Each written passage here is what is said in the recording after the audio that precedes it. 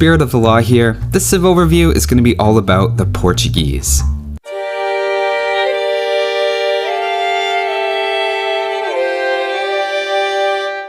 They're a pretty unusual civilization. They have a unique building, they were the first to have a unique unit that was siege, and to top it all off, they have a unique naval unit that can fire backwards. Lots of interesting things to talk about, so let's check them out.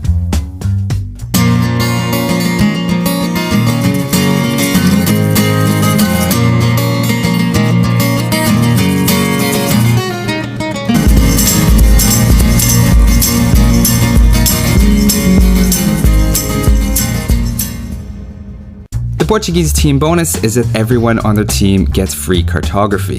Now this is more of a convenience than anything, and on a purely technical level, it's not saving you any resources, since cartography is free in the expansions. But that's not to say that it's a useless bonus. One thing that probably doesn't mean a lot in pro-level games, but does in casual games, is that it lets you quickly check in on your allies and see how they're doing in the Dark Age. An important skill with mixed rated games is quickly figuring out who might need some extra help or who's going for early aggression. You can tell a bit from the scores and the chat, but it's not the same as just a quick check of their early build. The next bonus is that all of their units cost 15% less gold. You might think it's analogous to the Turks' 15% faster gold mining bonus, and it's quite similar, but it's not exactly the same thing. On paper, a discount is actually better than a gather rate boost. To visualize why, imagine a civilization with plus 50% gather rate versus a civilization with a 50% discount. The cheaper cost means 2 units for the regular price of 1, whereas the faster gather rate only means 3 units to a regular civilization's 2. Plus, they'll run out of resources on the map faster. Clearly, they don't work out to being the exact same thing.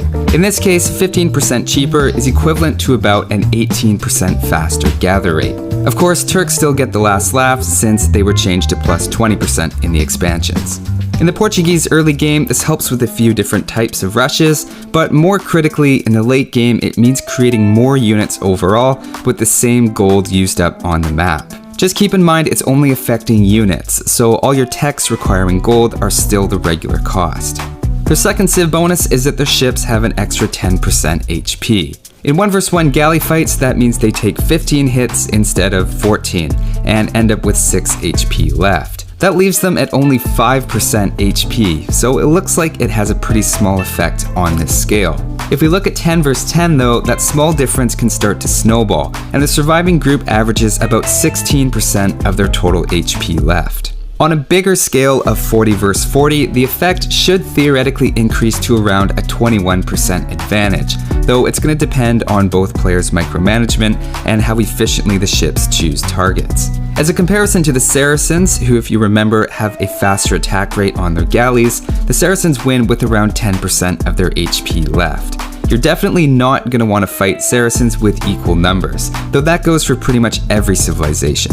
Against the Vikings, you're also likely to get outproduced enough to be at a disadvantage there early on. Now I've only mentioned galleys here, but the HP bonus does apply to all ships, including fishing, fire, demo, trade cogs, and cannon galleons. The third bonus is not so much a bonus, but a building. It's the Feitoria in the Imperial Age. I relooked at this recently in depth as its own topic. Just to quickly summarize, basically it's a building that takes up 20 population space and slowly generates infinite resources. But from a resource collection standpoint, 20 villagers are significantly better, and anytime you have trade, that's going to be by far the best option. In extreme scenarios of really high stone prices at the market and a lack of trade, then in some cases it can become a better way to get stone for mass bombard tower. So arguably it has some situational uses in something like a free-for-all. When African kingdoms first came out, the stone generation might have been a little strong, but in the Rise of the Rajas expansion patch, their stone generation was cut nearly in half, and they now cost 250 stone and wood to build. If you like them because they're hard to raid or take less management than villagers, just be aware that you're doing that at a pretty substantial cost to your economy, especially if trade is a possibility. So that's really all of their bonuses. 1 gold discount bonus, 1 water bonus, and their unique building that you probably won't use in most games. They sound a bit underwhelming so far, and to get a sense of the Portuguese strengths, we're going to have to move on, first taking a look at their unique units. The first unique unit is the organ gun. My last video was taking a look at all their little quirks and specific details. Basically, they're a gunpowder and siege unit, so they benefit from siege engineers and not the blacksmith upgrades.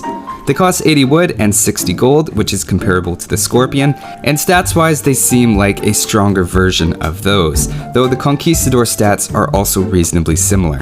Where the Scorpion bolts fire through units though, the organ gun instead has a spray attack, where one projectile does the full damage, and the other 4 projectiles only do 1 damage. Despite what it says about being very effective against mass groups of units, it's definitely not on the same level as Scorpions in that situation. They do pretty well against infantry, roughly comparable to hand cannoneers with similar numbers, but are much better against range units thanks to their pierce armor and the fact that they don't take bonus damage. Elite skirmishers, for example, only do 1 damage per attack. They do struggle a bit against cavalry, mostly because of their minimum range, so they run away from units fighting them up close. I recommend keeping them on stand ground if you're finding that's an issue, and it makes sure they keep firing instead of running around the map. Their biggest weakness though is against siege. Basically every siege unit is a strong counter against them, including rams, which can take them out in 2 hits if you micro them to attack. I find it's best to get a large mass of organ guns and then combine them with bombard cannons, which can counter onagers, and then you can add halberdiers in front to prevent cavalry and other melee units from getting too close. Moving on, the Portuguese also have a second unique unit, the Caravel. Stats-wise, if we compare them to the galley line counterparts, they have a similar attack, range, and armor, but consistently a bit less HP and a slightly higher cost. Remember, Portuguese have extra HP on their ships, so the numbers might look a little odd here. The extra 8 gold per unit seems a little weird at first, given their lower HP. They also have the same creation time for each of 36 seconds. Galleons also do 4 more hidden damage against other ships than Caravels do. Given the otherwise identical stats, that means Galleons win 1 vs 1 battles pretty easily, and it's looking kinda bad for the Caravels so far. There is one nice hidden attribute of the Caravel though, which is that its projectiles go through units, almost like a Scorpion on the water. It does full damage to the targeted unit, plus half damage to anything in front or behind that happens to get in the way. You don't see that 1 vs 1, but with 40 vs 40 bunched up together, the effect becomes really obvious. The upgrade to Elite gives them more HP, more attack, and an extra 1 range. It's 750 food and 475 gold, which is significantly more than the War Galley to Galleon upgrade. Considering their slightly higher cost to build as well, you could think of them as a more expensive warship line variation that does better in large battles. Basically, you really don't want to use the Caravel outside of their specialty of big scale fights, but in that situation, they'll definitely pay for themselves. Moving on now to their unique techs, the first one gives ships +1 for both types of armor. It's basically a second careening tech available, but at double the gold cost. I wouldn't go out of my way to build a castle for it, but over the long run, it'll definitely save you a few ships here and there. In Castle Age, for example, an extra pierce armor on your war galleys means you're dealing 10% more damage to your opponent than they are to you. So it's not flashy, but it's definitely helpful. The second unique tech is Arquebus. It's basically ballistics for gunpowder units. Rather than talk about the tech generally, let's look at how it affects each unit individually. Now, bombard towers aren't technically gunpowder units, but just to clear up any confusion, they are affected by ballistics for every civilization. We can see before ballistics, a bombard tower can't hit a moving target at all, and with ballistics, both a Portuguese and generic civilization fire closer, though interestingly not perfectly at moving cavalry. Now, the reason I think there's some confusion about this is previously Portuguese bombard towers fired super speed cannonballs after Arquebus as a hidden side effect, but as of recent patches they move now at normal speed. To put it simply, as things stand right now, Arquebus does nothing I can find to bombard towers. For the organ gun and hand cannoneer, a pretty simple experiment shows that both units before Arquebus have almost 0% accuracy against moving targets, even just a few tiles away, and are completely unaffected by the regular ballistics tech. Arquebus effectively gives both units ballistics, exactly like it says. It's hard to see the individual shots, but it also looks like they're moving at regular speed to me. Similar to that, the bombard cannon isn't normally affected by ballistics, but with Arquebus, they can clearly track moving units. They don't always hit their target after Arquebus, but it's at least a lot closer than it was before. The takeaway is for any land-based gunpowder unit, they're going to be much more effective than usual, and the Portuguese hand cannoneers might arguably be the best in the game, depending on what their targets are doing. Spanish win in a good old-fashioned shootout. Flip the other way, Portuguese hand cannoneers aren't confused in the slightest by your micro. Don't forget they're also cheaper than usual. Now the cannon galleon has a little twist to it. It not only gets the ballistics effect of Arquebus, but also a slight speed boost to its shots, making them harder to dodge. It's somewhere between a regular cannonball speed and the Spanish cannon galleon, which at this point looks like the only one actually firing cannonballs instead of balloons. So that's the unique units and techs. Now let's move on and take a look at the tech tree, starting with the archers. Like I said, they have arguably some of the best hand cannoneers in the game because of Arquebus, and their 15% gold discount is good for both archer rushes as well as the late game. You could try some cavalry archers in the Castle Age and they'd be a bit cheaper, but they'd be pretty much useless in Imperial Age. Overall, I'd say it's an A- for archers, and you'll have perfectly good choices at any point in the game. Moving on to infantry, the only thing missing is squires, and again the gold bonus is going to help a bit with your champions. For an early militia rush, you still need to collect 1 gold to do the normal 3 militia, but you can easily save enough gold for a few more men-at-arms over the feudal age if you're really determined. I don't think the gold bonus does a lot for their infantry, but overall I'd say it's a solid B+. Next up is cavalry. The option of knights is always important here, and Portuguese can do a reasonable night rush, though in terms of cavalry, that's about all they can do.